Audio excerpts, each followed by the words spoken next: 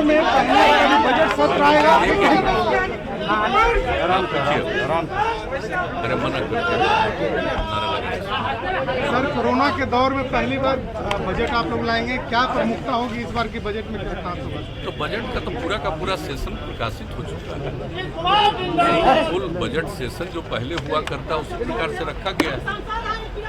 और आपको सबको मालूम है कि कोरोना की स्थिति पर जितना ज़्यादा जांच करके और लोगों का इलाज करके बिहार की स्थिति बहुत ही इम्प्रूव किया है, लेकिन फिर भी आगे की स्थिति के प्रति भी पूरे तौर पर लोगों को सचेत रहना। और आप जानते हैं कि टीकाकरण शुरू हुआ, वैक्सीनेशन शुरू हुआ है, 2 खंड का चल रहा है। अब इसके बाद जो 50 साल से अधिक उम्र के लोग हैं और 50 साल के कम उम्र के लोग जो गंभीर बीमारी से ग्रस्त हैं, उनका टीकाकरण कराया जाएगा। और ये टीकाकरण जो पूरे देश में कराया जा रहा और यहाँ से वैक्सीन दूसरे जगहों पर भी गया है, तो इसका लाभ लोगों को मिल रहा है और लोग सुरक्षित होंगे, कोरोना का प्रभाव उन पर नहीं पड़ेगा, वंचित होंगे। इसी को ध्यान में रख के सब काम किया जा रहा है। ये सब काम किया जा रहा है, सब लोगों के लिए किया जा रहा है, ये आप सबको पता है।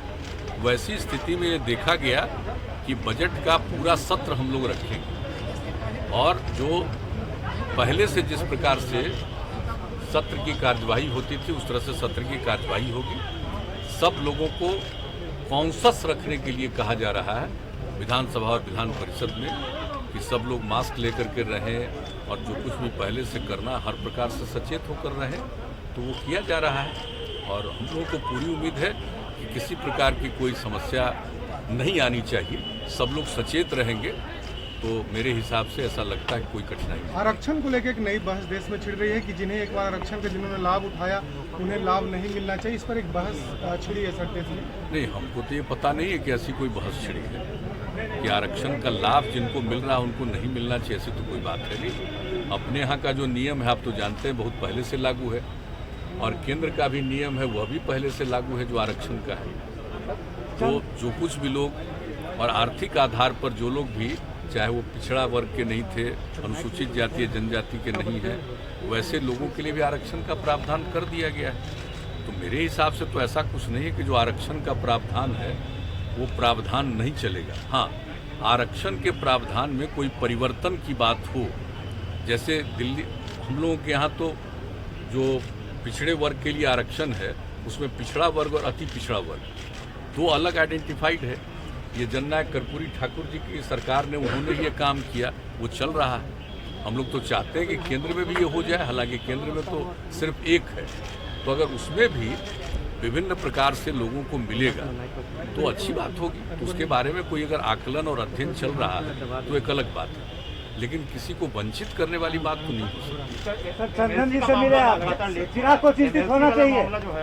नहीं, वो सब चिंता वाली बात नहीं। आप तो जानते हैं कि मेरे पास जो मुख्यमंत्री की जिम्मेवारी मेरे ऊपर है, तो किसी भी दल के, चाहे एमएलए हो, एमएलसी हो, लोकसभा के सदस्य हो, राज्यसभा के सदस्यों से मिल सकते हैं और जो कोई भी मिलना चाहते हैं मिलने का समय देते हैं। तो आए थे अपने क्षेत्र की कुछ बातों को लेकर के, इसके अलावा और कोई बात नहीं। कन्हैया तो हमसे भी पहले मिले और उसके अलावा उनके जो पार्टी के एमएलए हैं वो भी हमसे मिले।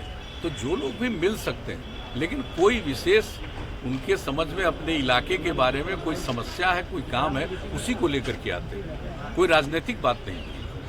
जातीय आधार पर आपने जनगणना जदयू ने कहा है लोकसभा में भी, क्या चाहते हैं कि?